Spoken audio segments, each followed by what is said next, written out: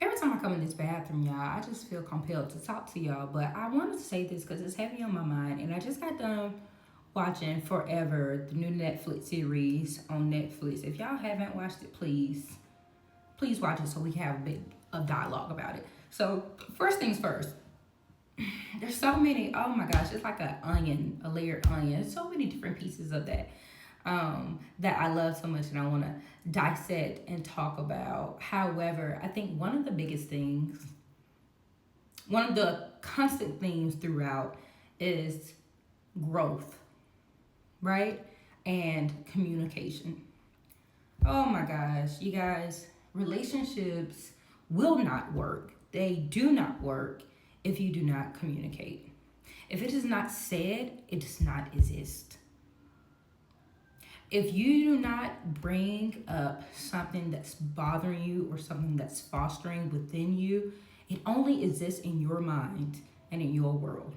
Yes, I understand, but I said this, or you should know this because I do X, Y, and Z. It's very elementary. Very elementary. And here's the reason why. At the end of the day, people are indeed not mind readers. And the quicker you get over that, the quicker you are to get to what you're trying to accomplish within any type of relationship. And I'm not just talking about a romanticized relationship between you and your spouse, you and your partner. I'm not talking about that. I mean, even in friendships, you have to communicate. And we struggle. There's either a lack of communication, miscommunication, or you just deciding that you don't want to understand or comprehend what the other person is saying. And shame on you for doing that. However, I think the biggest thing that causes a relationship to fail is growth. Growth in the other person.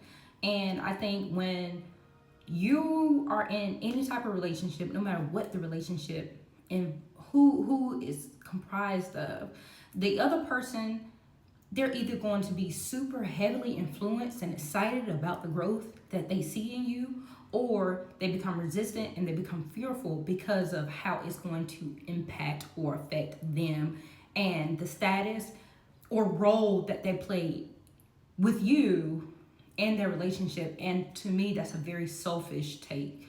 I used to do plays back in undergrad and even high school, okay?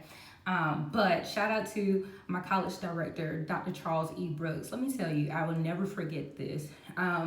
He would tell us at the end of like the wrap of everything, right? He would tell us, listen, this role was a role for you to play, right? However, what I want you to do, I want you to take in all of the positive characteristics of the character and leave everything else at the door. Even if it's something that you like, because I will never forget, it was a role that I played Vivian from A Lesson Before Dying. There was just this demeanor, even reading the description of the character, that I was like, damn, that's the person who I want to be, like that. So what I did, I took his advice. And I applied it. And I can't tell you the difference that it made just in my confidence of how I held my shoulders back when I walked. I had my head up a little high. Like I anticipated more in my life because of what I knew that character attracted, and I wanted to attract that myself. So if you follow this far, what I'm basically saying is communication is key. I don't care how you have to get your messaging out there, but please get it out there. Whether you need to talk about it, write about it, make a song about it, I don't care. You have to get it out if you want to grow.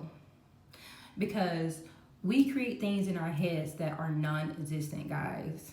We stress over things that you're creating all of these scenarios in your mind that have not come to play. And you also have to be mindful of that because you could very well be manifesting that to occur when that wasn't it. But now you're attracting those type of thoughts.